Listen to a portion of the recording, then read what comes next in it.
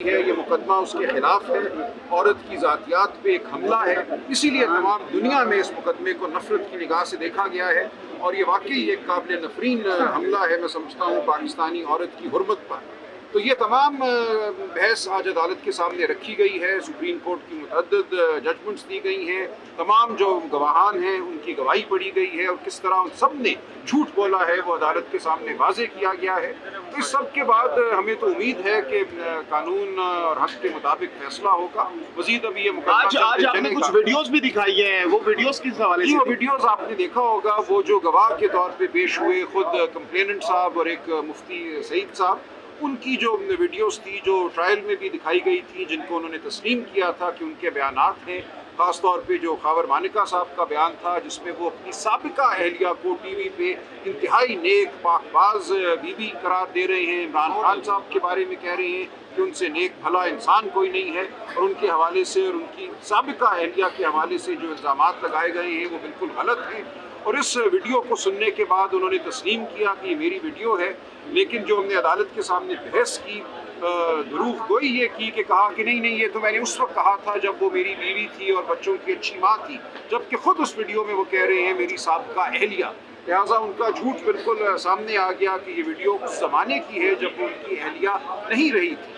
اسی طرح وہ سعید صاحب کی ویڈیو بھی چلائی گئی جس میں وہ کہہ رہے ہیں کہ عورت کی اپنے بارے میں گواہی حتمی ہے، اگر وہ گواہی اپنی ماہواری کے حوالے سے اس کی بات اگر آ جاتی ہے تو یہ بالکل بات ختم ہو جاتی ہے، جبکہ عدالت میں انہوں نے یہ کہا کہ میں نے ایسا نہیں کہا، یہ تو میں اپنی بات کے بارے میں کہہ رہا تھا کہ میری بات ختم ہو گئی۔ اور عدالت نے نوٹ کیا کہ یہ ان گواہوں کا رویہ کیا تھا عدالت کے روبرو، عدالت میں آ کر ان لوگوں نے غلط بیانی سے کام کیا۔ تو یہ پوری بحث جو ہے عدالت کے سامنے رکھی گئی کہ ان گواہوں کی گواہی کی کوئی وقت نہیں ہے قانون کی نظر میں، کیونکہ عدالت میں دروغ کو ثابت ہو چکی ہے۔ اچھا، خاور مانکا صاحب ایسا تو نہیں ہے کہ پھر بعد میں آئیں اور جج کے اوپر عدم اعتماد کر دیں؟ پہلے بھی وہ ایک مذاق تھا، اس وقت بھی جب یہ پوری بحث ہو چکی تھی اور فیصلے کے لیے مقدمہ مقرر تھا، اس دن صرف جج صاحب نے فیصلہ سنانا تھا۔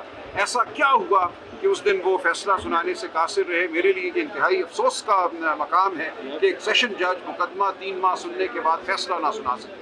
لیکن بہرحال ہم ہائی کورٹ گئے، ہائی کورٹ نے ان ایڈیشنل سیشن جج صاحب کو پابند کیا ہے، انہوں نے بہرحال 12 جولائی تک اس مقدمے کا فیصلہ کرنا ہے اور اس سے پہلے جو بیل کی درخواست ہے اس کا بھی فیصلہ کرنا ہے۔ تو اب آپ کے دلائل مکمل ہو گئے یا مزید آپ جاری رکھیں؟ میری طرف سے تقریباً مکمل ہے، منگل والے دن اب یہ مقدمہ رکھا گیا ہے، تھوڑی سی بات مزید کروں گا، باقی سلمان صفدر صاحب کریں گے اور اس کے بعد ان کی بحث ہوگی اور ہم اس کا جواب دیں گے۔ اور یہ کیس کے بعد خان صاحب کی رہائی دیکھ رہے ہیں آپ، کیونکہ یہ لاسٹ کیس ہے خان صاحب کے اوپر؟ دیکھیے، اس وقت اس ملک میں جو قانونی عمل ہے، جو مقدمہ سازی کا عمل ہے، اس کو ایک مذاق بنا دیا گیا ہے۔ ہم جلد ہی جو ہماری خواتین گرفتار ہیں، صنم جاوید، عالیہ حمزہ، ان کے حوالے سے عدالت کی جانب رجوع کریں گے۔ 10 مقدمات میں ان کی بیل ہوتی ہے، وہ بری ہوتی ہیں، تو جیل سے قدم باہر رکھنے سے پہلے ان پہ 6 اور مقدمات بنا دیے جاتے ہیں۔ تو یہ ایک ڈرامہ ہے، ایک ڈھکوسلا ہے ہمارا پورا اس وقت استغاثے کا عمل۔ اس حوالے سے میں سمجھتا ہوں ہماری اعلیٰ عدلیہ کو اب کوئی فیصلہ کرنا ہوگا کہ جب ایک شخص جیل میں رہ کر مقدمے فیس کر کے مقدموں سے بری ہوتا ہے، آزاد ہوتا ہے، تو اپنی جیب سے 10 اور مقدمے بنا دیے جاتے ہیں۔ کیا یہ معاملہ اسی طرح اس ملک میں چلے گا؟ اگر ایسے ہی چلنا ہے تو ہم سب کی آزادی جو ہے وہ ہر لمحہ مشکوک ہے۔ اس کا کوئی لائحہ عمل آپ لوگوں نے بنایا کر؟ جی، عدالت سے حوالہ رابطہ کیا جائے گا، عدالت کے سامنے ہم جائیں گے، اعلیٰ عدالتوں کے سامنے، اور اس حوالے سے ایک ہم جو ہے اس مذاق کا اختتام چاہیں گے۔ سلمان صاحب یہ بتائیے گا کہ یہ جو آپ نے قرآن مجید کے بھی حوالے دیے، مفتیان کرام کے حوالے دیکھیے، سپریم کورٹ نے دیے ہوئے یہ حوالے، میں نے بذات خود نہیں دیے، میں نے صرف سپریم کورٹ کی ججمنٹ پڑھی تھی، اس ججمنٹ میں یہ تمام حوالہ جات ہیں۔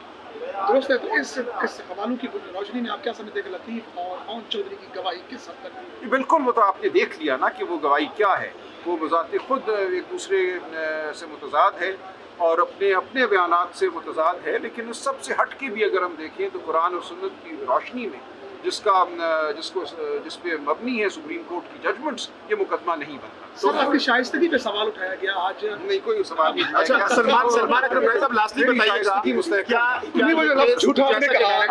گا، غیر شائستہ لفظ ہائی کورٹ کی جانب سے جو ڈائریکشن دی گئی ہے کہ 10 دنوں کے اندر فیصلہ کرنا ہے، تو کیا آپ کو لگ رہا ہے؟ جی بالکل ہوگا۔